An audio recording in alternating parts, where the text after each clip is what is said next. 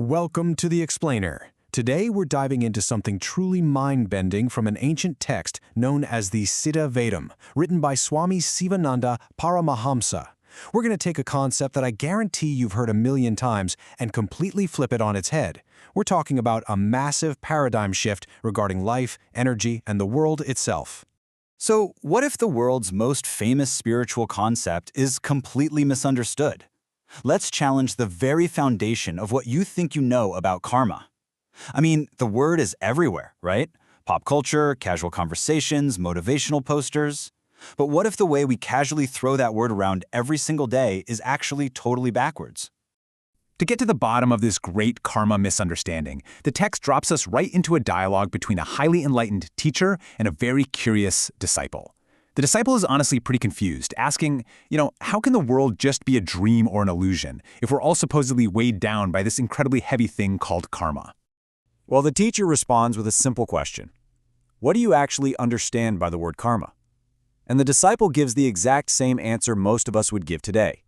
Karma is action. It's activity. You do good, good things happen to you. You do bad, bad things happen.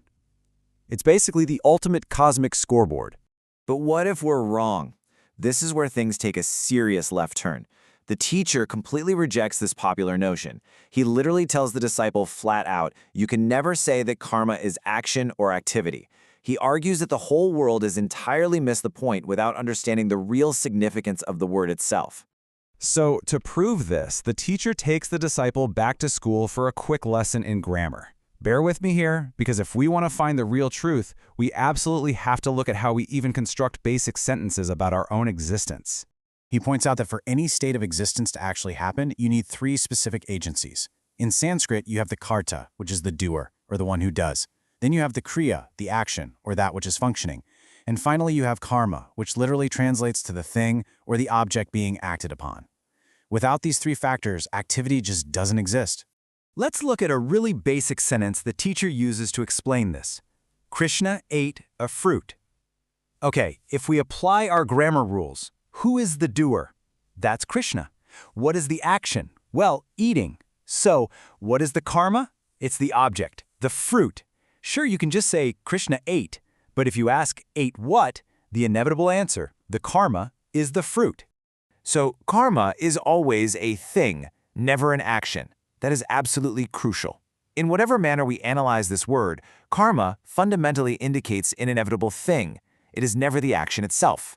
The action is the kriya. If you return a borrowed mango to a friend and say, I ate the mango, the eating was the action, but the mango itself, that is the karma. Okay, so now that we've cleared away that huge misunderstanding, we have to ask, what is this true definition? What is this inevitable thing that supposedly ties down the whole world? What's the actual object here? Is it the literal trees, the houses, the people we see walking around us? Well, here is where it gets totally wild. Karma is actually vayu. That means your literal life energy, the breath flowing through your body right now.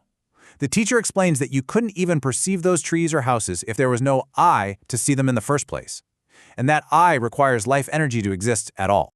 The text puts it beautifully, saying, the world is tied up with this vayu. This vayu is karma. Everything you experience around you is just an expression of your living factor, your life breath. Without that vital breath, there is absolutely no reality for you to experience. So, your breath is the ultimate thing. Now, to help us wrap our heads around this incredibly abstract philosophy, the ancient text gives us a brilliant visual metaphor. Think about a spider and its web. A spider weaves a web to live in and catch its prey, right? But where does the thread for that web come from? It's not going to the store to buy it.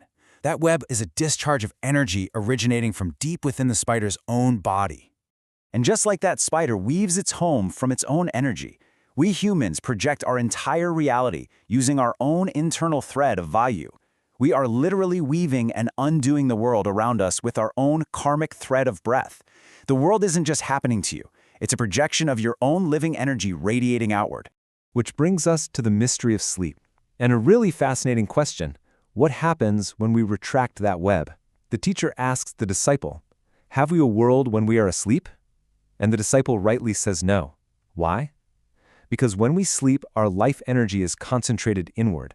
It's not spreading out to weave that reality. Think about the difference between sleep and death to really hammer this home. When someone dies, the volume stops entirely. The spider's thread is snapped, and karma is permanently cut off. But when we sleep, karma hasn't stopped. The vital breath is still there, it's just flowing steadily inward. If karma is action, what are we doing when we sleep? This question totally breaks the mainstream definition. If karma strictly meant physical action, what on earth are we doing in bed?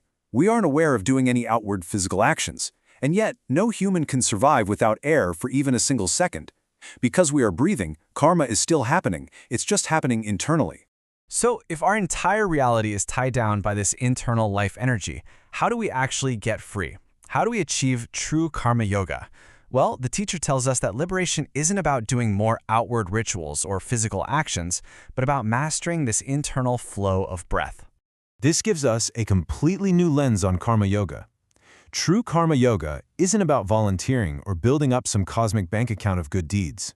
Remember, karma means vayu and yoga means union. So karma yoga is the literal, physical union of your life energy with its original source at the crown of your head, which is known as the Brahmarandra. The teacher actually lays out 3 precise mechanical steps to achieve this. Step 1. Pull your dying energy back from worldly distractions. Basically, stop projecting the spiderweb so far outward. Step 2. Actively direct that vayu to flow inward. And Step 3. Ascend that energy high up to the Brahmarandra and merge it. The text warns that we waste so much energy on outward ceremonies when true enlightenment actually comes entirely from conserving and regulating this vital breath. I want to leave you with this final thought. If karma isn't a scorecard of good and bad deeds, but rather the literal, mechanical life breath projecting your entire reality right now, how are you spending your life energy? Where are you weaving your web today? It completely changes how you look at every single breath you take. Thanks for exploring the Siddha Vedam with me, and I'll catch you in the next Explainer.